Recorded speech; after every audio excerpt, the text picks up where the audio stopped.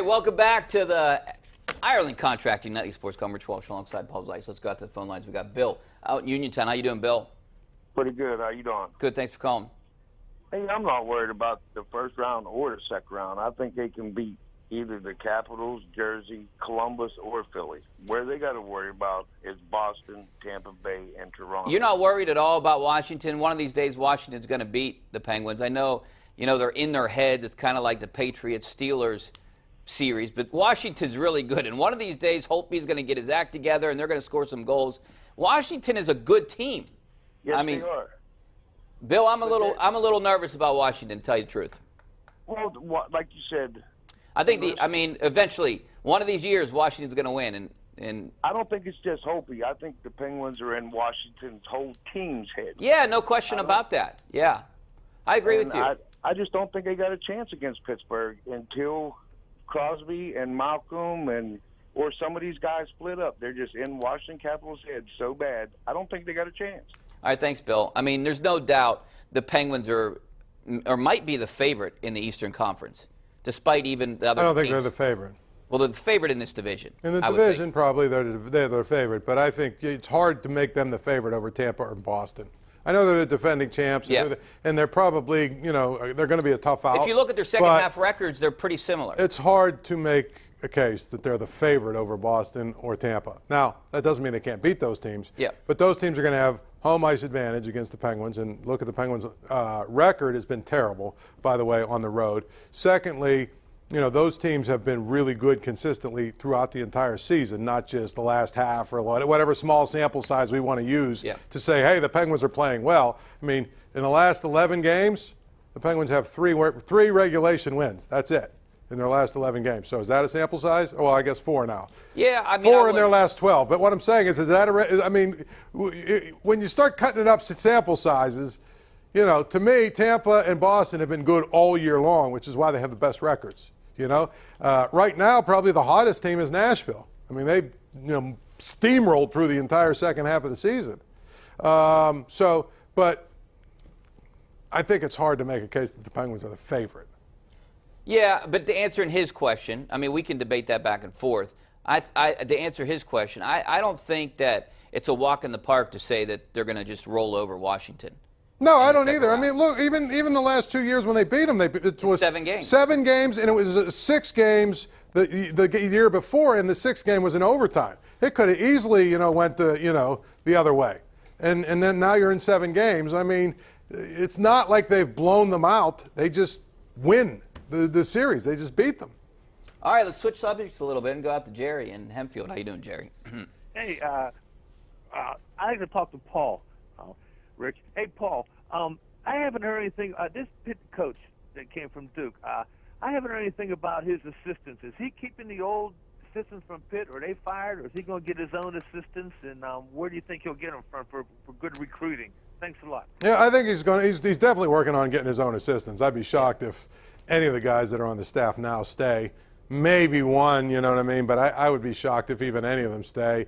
He's obviously working the phones and going through a lot of different places. I've heard the name Mike Rice thrown around. I don't know about you. Yeah, I've heard that too. Brandon Knight hasn't said no yet. He reached out to Brandon Knight. I don't know if that's going to happen, but he reached out to him.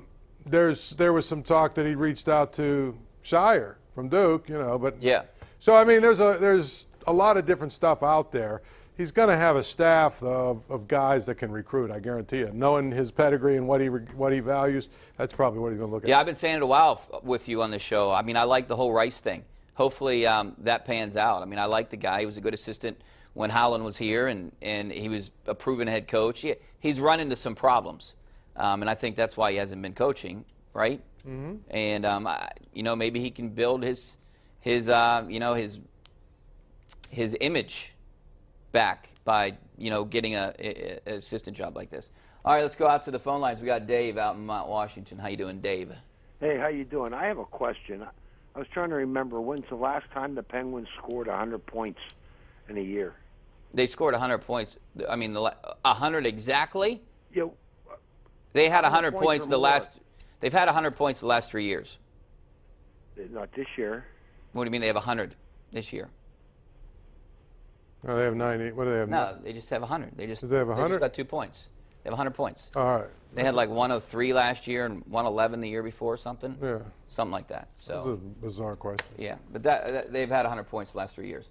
All right, we got time for one more call. Let's go out to Joe out in Penn Hills. How you doing, Joe? Hi, Rich. Hi, Paul. Hello. Hey. Listen, you were talking, Paul, about, they're at $140 million, the Pirates. Also, you forgot that they still have an 8-year contract, and they're in their 4th or 5th year. They get, I think, around April 1st, $25 million from Major League Baseball station. And also, every year, the club gets value between $50 and $100 million up a year of value, that part. So they're at about $170 million, like you say before, a customer.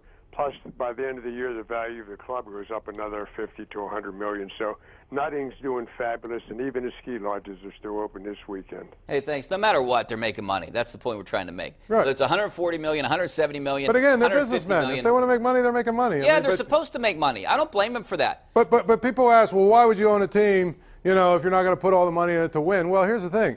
In their mind, they can slop together a team like they have right now for, $85 million. It's probably going to hang around and be like right around. I picked them to win 79. They wouldn't if they go win 80 or 81. So they'll be in it in the wild card long enough to say they're competitive. So okay, you spend $15 or $20 million more, you're probably still not a World Series contender, right? You're a wild card contender. Maybe, but the whole point is you just took $20 million out of your pocket. It's like I can put a competitive team on the field for $85 million. Why would And then from there you say, well, look. I can put a competitive team if they win 80 or 81. If a couple things go our way, we could get 85 or 86, so. If they're in striking distance of the wild card this year, I hope they go out and they spend some of that money and get some guys that could help them win. I would be shocked if they did. Yeah, I know. And that's, I think, why fans are disappointed. And I think I think the Pirates are going to see a lot of vacant seats this year because of what happened. Right. All right, we're going to take a break. Back to wrap things up coming up next. Stay right there.